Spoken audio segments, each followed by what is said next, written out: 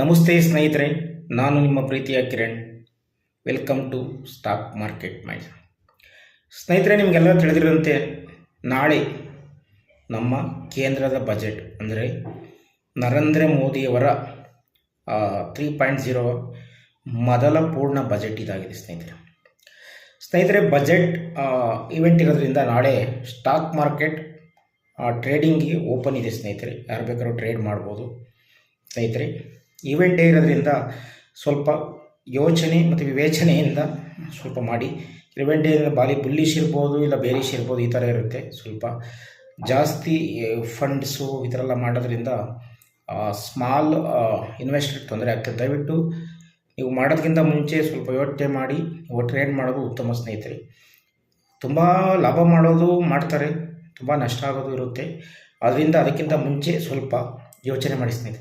ಸ್ನೇಹಿತರೆ, ಈ ನರೇಂದ್ರ ಮೋದಿಯವರ 3.0 ಮೊದಲೇ ಪೂರ್ಣ ಬಜೆಟ್ ಇರೋದ್ರಿಂದ ನಾವು ಈ ವರ್ಷ ಯಾವ ಕ್ಷೇತ್ರಕ್ಕೆ ಫೋಕಸ್ ಮಾಡುತ್ತಾರೆ ಅನ್ನೋದ್ರ ಬಗ್ಗೆ ತಿಳಿಯೋದಾದರೆ, ಸ್ನೇಹಿತರೆ, ನನ್ನ ಪ್ರಕಾರ ಮತ್ತು ಅನಾಲಿಸಿಸ್ ಪ್ರಕಾರ ಅಗ್ರಿಕಲ್ಚರ್ಗೆ ಸಪೋರ್ಟ್ ಮಾಡ್ಬೋದು. ರೂರಲ್ ಗ್ರೋತ್ಗೋಸ್ಕರ ಸ್ನೇಹಿತರೆ, ಭಾಳ ನಮ್ಮ ದೇಶದ ಬೆನ್ನೆಲುಬು ಅಗ್ರಿಕಲ್ಚರ್ ಆಗಿರೋದ್ರಿಂದ ಮೊದಲನೇ ಒಂದು ಫೋಕಸ್ ಆಗಿರುತ್ತೆ ಸ್ನೇಹಿತರೆ. ಅದೇ ರೀತಿ ಡ್ರೈವಿಂಗ್ ಇನ್ಫ್ರಾಸ್ಟ್ರಕ್ಚರ್ ಡೆವಲಪ್ಮೆಂಟ್ ಅಂದರೆ ಇನ್ಫ್ರಾಸ್ಟ್ರಕ್ಚರ್ ಡೆವಲಪ್ಮೆಂಟ್ ಇರ್ಬೋದು, ರೋಡ್ಸ್ ಇರ್ಬೋದು, ಹೈವೇಗಳಿರ್ಬೋದು, ಮತ್ತು ಏರ್ಪೋರ್ಟ್ಸ್ಗಳಿರ್ಬೋದು, ಟ್ರೈನ್ಸ್ ಇರ್ಬೋದು, ಈ ಥರ ಅದಕ್ಕೆ ಇನ್ಫ್ರಾಸ್ಟ್ರಕ್ಚರ್ ಇಂಪ್ರೂವ್ಮೆಂಟ್ ಮಾಡೋಕ್ಕೆ ಡ್ರೈವ್ ಮಾಡ್ತಾರೆ.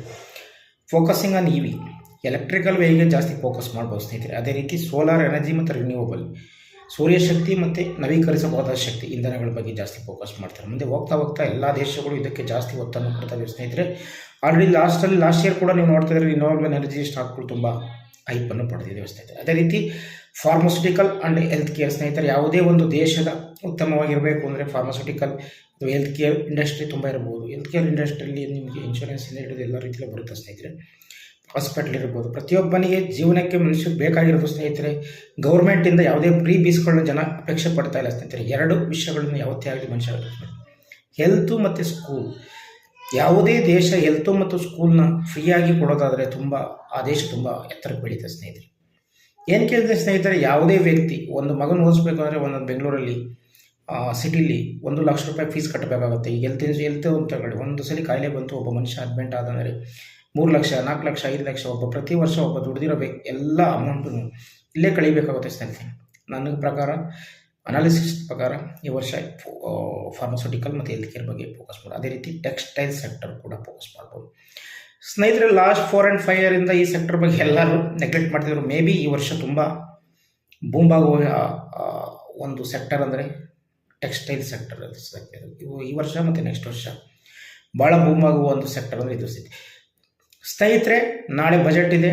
ಮತ್ತು ಇನ್ನೊಂದು ವಿಷಯ ನಾವು ಮಿಡ್ಲ್ ಕ್ಲಾಸ್ ಜನ ಫೋಕಸ್ ಮಾಡ್ಬೋದು ಅಂದರೆ ಆದಾಯ ತೆರಿಗೆ ಸ್ಲ್ಯಾಬನ್ನು ಹೆಚ್ಚಿಸ್ಬೋದು ಅಂತ. ಇದು ಮಾಡಿದ್ರೆ ತುಂಬ middle class, especially middle class ನಮ್ಮಂಥ ವ್ಯಕ್ತಿಗಳಿಗೆ, ಸ್ಯಾಲರಿಡ್ ಪರ್ಸನ್ಗೆ, ಮಿಡ್ಲ್ ಕ್ಲಾಸ್ ಪರ್ಸನ್ಗೆ ಹೆಲ್ಪ್ ಆಗುತ್ತೆ ಸ್ನೇಹಿತರೆ. ಇವತ್ತಿನ ವಿಷಯ, ಬಜೆಟಿನ ವಿಷಯ ಇದಾಗಿತ್ತು ಸ್ನೇಹಿತರೆ. ದಯವಿಟ್ಟು ಇಂಥ ವಿಷಯಗಳು ನಿಮಗೆ ಬೇಕು ಅಂದರೆ ದಯವಿಟ್ಟು ನನ್ನ ವಿಡಿಯೋನ ಶೇರ್ ಮಾಡಿ, ಲೈಕ್ ಮಾಡಿ, ಸಪೋರ್ಟ್ ಮಾಡಿ ಸ್ನೇಹಿತರೆ. ಥ್ಯಾಂಕ್ ಯು ಸ್ನೇಹಿತರೆ, ಥ್ಯಾಂಕ್ ಯು.